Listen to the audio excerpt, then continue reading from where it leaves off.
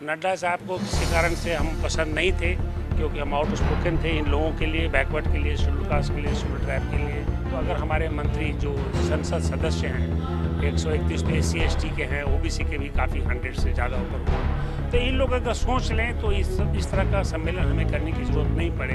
अगर इन लोग एक साथ आवाज़ उठाएं तो कोई भी प्रधानमंत्री हो तो उस बात को उनको मानना पड़ेगा।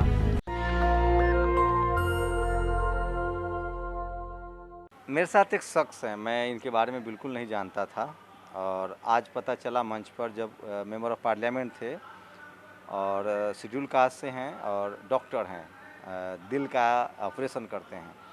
लेकिन इन्होंने जो बात कही है, अगर इस SC/ST OBC माइनॉरिटी के समाज में कुछ ऐसे लोग हो जाएं और ख़ासकर पॉलिटिकल और सोशल, तो इस देश के दिमाग का भी इलाज हो सकता है और संवैधानिक अधिकारों का भी इलाज हो सकता है। सर, मैं माफ़ी चाहता हूं, चूँकि मेरी जानकारी नहीं थी आपके बारे में। आप अपना परिचय खुद बता दीजिए अपने बारे में।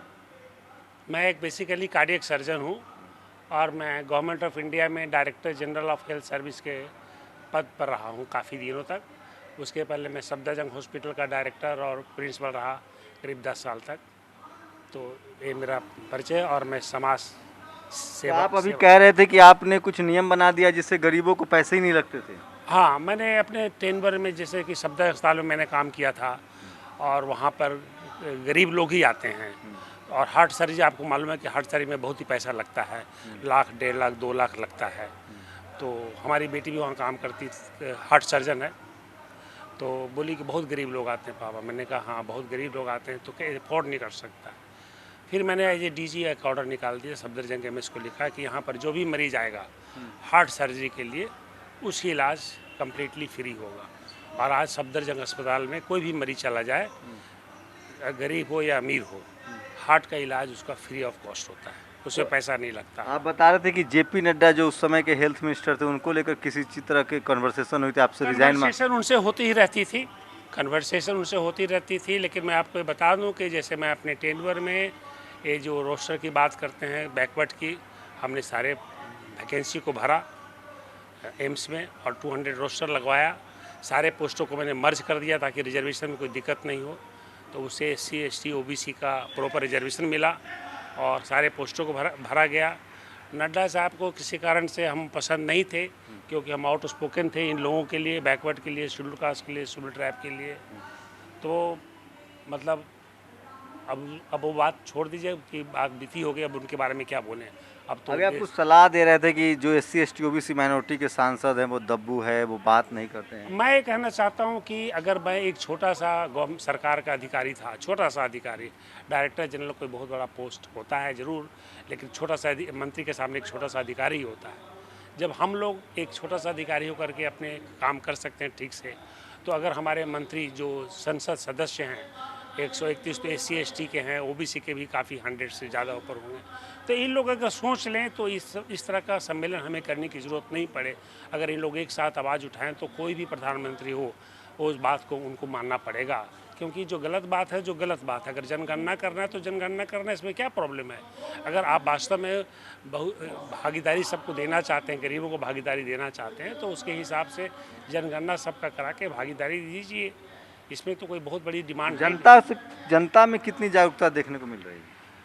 अभी तो जनता में काफ़ी जागरूकता है। कुछ संसद सदस्य भी आए हुए हैं जो कुछ BJP से बिलोंग करते हैं, कुछ कांग्रेस से बिलोंग करते हैं, कुछ आम आदमी से पार्टी से करते हैं। तो जनता में भी काफ़ी जागरूकता है, बहुत जागरूकता हो गई है पहले से, जो तो कम आपको था। लगता है कि SC/ST OBC माइनॉरिटी के जो ब्यूरोक्रेट्स हों या अधिकारी हों, मेंबर ऑफ पार्लियामेंट हो, मंत्री हो, ये सब दब्बू किस्म के होते हैं या डरपोक होते हैं? अपने देखिए, प्रॉब्लम तो अधिकारी को रहता ही है, क्योंकि देखिए मैं तो ब्यूरोक्रेट्स को इसलिए नहीं बोल पाऊंगा। मैं तो डॉक्टर था, तो मैं तो घबराता इसलिए नहीं था कि भाई अगर मुझे निकाल भी दिया जाएगा तो हम कार्डियक सर्जरी तो करते रहेंगे, हार्ट सर्जन है तो सर्जरी करेंगे। लेकिन ब्यूरोक्रेट्स का प्रॉब्लम बेचारे को होता है उन लोग के साथ। आपने एम्स में भी सेवा दी है? मैंने वहीं से पढ़ा लिखा है, एम्स में ही, All India Institute of Medical Science. कितना ऑपरेशन किया होगा सर अब तक आपने? बहुत ज़्यादा मुझे तो याद नहीं, लेकिन एटलीस्ट लगभग तो 5000 से ज़्यादा हुआ होगा।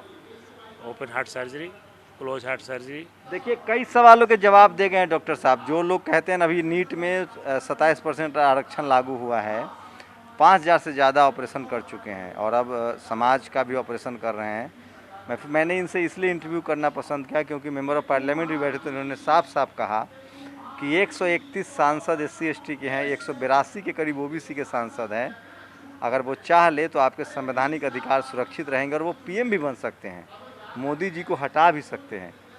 लेकिन कहीं कुछ गड़बड़ी है, वैचारिक गड़बड़ी है, जो आपके नेता जो आपके बीच से चुन के जाता है वो आपके हक अधिकार के लिए तैयार नहीं है बात करने के लिए। मुझे लगता है आपको ऐसे डॉक्टर, ऐसे अधिकारियों की ज़रूरत है जो तमाम विपरीत परिस्थितियों में आपके हक अधिकार की रक्षा करें। आप लोग अपनी प्रतिक्रिया जरूर दीजिए। सर थैंक यू, हमसे बात करेंगे। कैमरामैन आशीष के साथ शंभू कुमार सिंह, नेशनल दस्तक, दिल्ली। नेशनल दस्तक की आपसे गुजारिश है कि अगर इसको बचाना चाहते हैं तो नेशनल दस्तक को सब्सक्राइब करने के लिए रेड कलर के सब्सक्राइब बटन को दबाएं, फिर बेल आइकन की घंटी दबाएं। नेशनल दस्तक को बचाने के लिए बहुत ज़रूरी है कि हर खबर को शेयर करें, लाइक करें, कमेंट जरूर करें।